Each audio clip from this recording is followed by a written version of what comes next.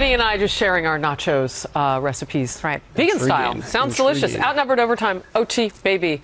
Good to have you on the couch today, Congressman. Foreign policy, I know, is what you're focused on right now. I want to talk about home policy, though, with regard to guns.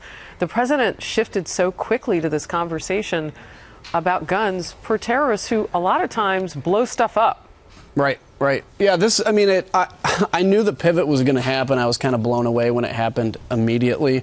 And, you always have liberals basically, like, when something like this happens, they'll say, well, we're not going to talk about gun control today. But we'll talk about, but by saying that, they're saying gun control. You know, the president says, hey, people can get their hands on this stuff too. I have nothing against it. I'm a very pro-Second Amendment. I have nothing against having the debate. That's what Congress is for.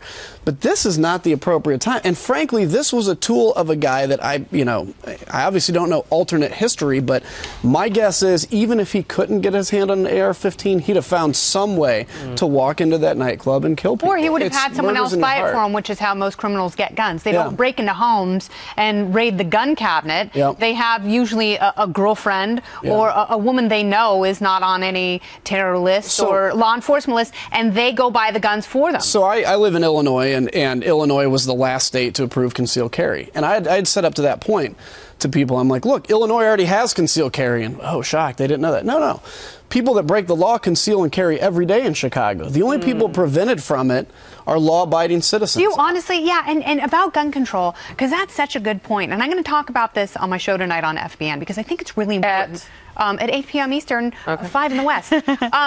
Do you really honestly think someone who's capable of going into a crowded nightclub, a gun-free zone, at 2 in the morning when the place is just about to shut down, do you honestly think that that person would have been affected in any way by some moral imposition of do-gooder gun control laws? Of course not. And like you pointed out, he could have gotten a pressure cooker. Remember the guy who dressed up as Santa Claus and killed his wife's family just outside Los Angeles about 8 years ago? That guy had a flamethrower. It's like, if people are murderous, if people are mentally ill, and if you couple that with a radical ideology like radical Islam, that is a recipe for disaster that our naive gun control laws will never touch. Yeah, that's right. And it's a battle just because people, they want to, and I don't want to put just bad motives on people, but they want to make this into a gun control debate. And this is a terrorist debate.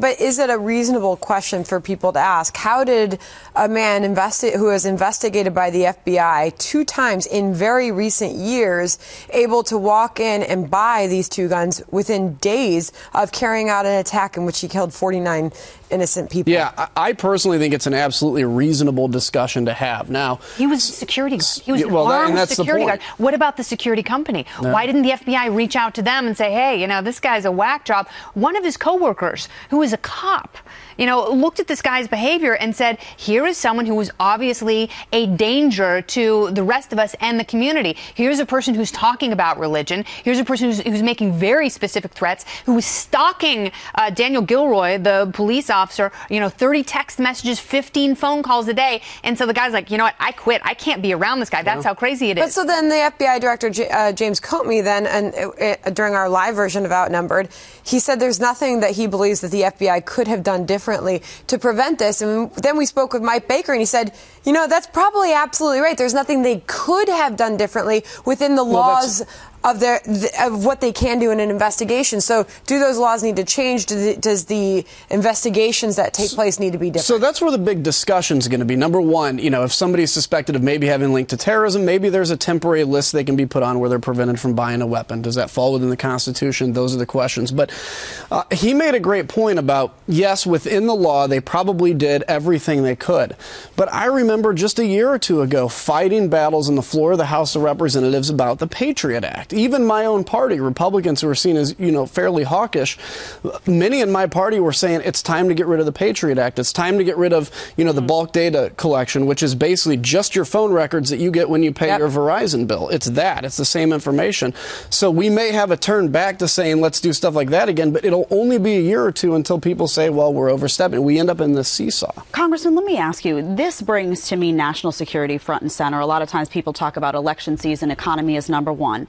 If national security becomes the number 1 issue based on what's happening right now, who does that help? Does that help Hillary Clinton? Does that help Donald Trump? Where do the pieces fall there for you? It's hard for me to tell. Donald Trump talks very tough, and you know, people who are desperate for a tough leader after 8 years of President Obama, like I'm desperate for, his tone is attractive. The problem is some of the things he says, and now Twitter's going to explode, but some of the things he says, you know, you can't ban all Muslims. You just can't do it. Just like you can't ban all guns. Right, yeah. It's coming from the same place. You can't, you know, and it's great election year coverage or whatever, but again, as I mentioned earlier, Saudi Arabia, United Arab Emirates dealt the hugest blow to al-Qaeda on Yemen. That in Yemen, that is now work that Americans don't have to do. So just making broad statements actually hurts our foreign policy. Vladimir Putin is not a good guy. David Cameron is. So I think ultimately, you know, to your point, I think it helps Donald Trump fighting ISIS. Yeah. You know, she, according to polls, has a leg up on foreign policy, and she's trying to have a little bit more of an aggressive stance on this. Something just changed. Excuse me, Kennedy. I want to get this in. So Hillary Clinton today was speaking a short time ago, and she used the term radical Islamism. Yeah. Wow. Yeah. That was earlier. Yeah. Look, I was in the Middle East, and we asked the leaders of the Middle East, all that I met with, does the term Islamic radicalism bother you? And they all kind of smiled and said, it only bothers you guys. Okay, now, and very quickly, I want to bring this up because we didn't have a chance to talk about this today. You have one mosque in Florida. You have two murderers that emerged from the same mosque. And they need to have a conversation, an examination. What the hell are we doing wrong here? What is going on in this mosque that happened? And, you know, to make sure it's not a trifecta, to make sure you don't have other people and there. Isn't just that mosque. I want to just finish this because we didn't get to this during the show. Hillary Clinton cautions against condemning all of Islam, but she uses the term radical Islamism. She's breaking from Obama's doctrine right now, if you will. So I shared with you guys during one of the commercial breaks, and I'm not going to name names here or the context, but someone I see on a regular occasion who's Muslim was saying that he and his wife were told at the mosque yesterday, in the aftermath of what happened to Orlando, not to feel guilty about what's happening, to separate yourselves out from what some are doing, and that you know, you don't really need to discuss this among yourselves. I'm curious to know what our relationships are like with these mosque leaders, because I think that's one of the places we can start. I mean, are they coming to Capitol Hill to meet with you guys? No, I mean, no. And you're right. That is absolutely what we have to pay attention to. And a point I made earlier is we need to get human intelligence inside of some of these organizations. It's sensitive because it's domestic. I get that. Yeah. But you get human intelligence by recruiting people who, again, maybe were extremists or maybe are parishioners that believe in their country, that are willing to tell this information. You know, obviously, we're not going to have the FBI sitting outside of every mosque monitoring and scanning people as they go in and out. Well, and that's also illegal. Well, yeah. But the other thing is, though, look, you can't yell fire in a crowded theater.